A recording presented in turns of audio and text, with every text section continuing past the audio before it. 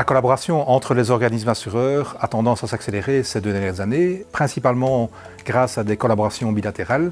Les 2 exemples les plus récents sont OpenMind d'un côté, où les mutualités chrétiennes vont utiliser notre moteur de calcul des indemnités, et OpenZorg, où nous allons utiliser leurs applications pour la gestion de la Zorkas.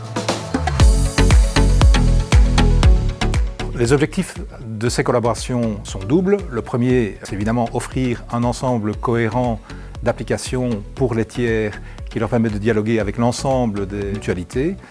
Le deuxième, ce sont des économies, puisque aujourd'hui, ça devient de plus en plus difficilement justifiable qu'une même application doit être développée 5 ou 6 fois.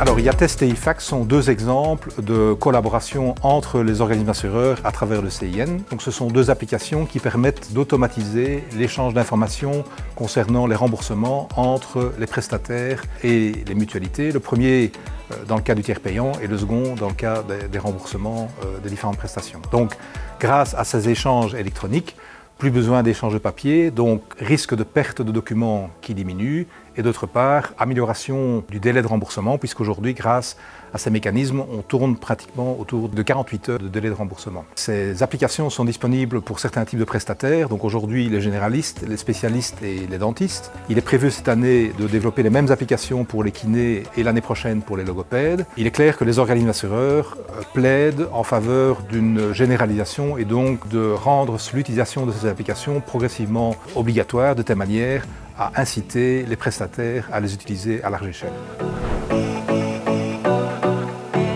Donc, en tant qu'organisme assureur, nous disposons évidemment de masses et de quantités de données très importantes qui, si elles sont bien exploitées, permettront progressivement d'améliorer le service aux membres. On peut très bien envisager de personnaliser le conseil à nos membres en leur conseillant par exemple un certain type de vaccination ou de rendre une visite chez le dentiste, puisque la dernière visite date. L'autre exemple, c'est que nous avons la possibilité de détecter les personnes qui sont les plus propices à reprendre le travail suite à une maladie, et donc favoriser les prises de rendez-vous pour ces personnes-là lorsque nous organisons les rendez-vous dans nos cabinets médicaux.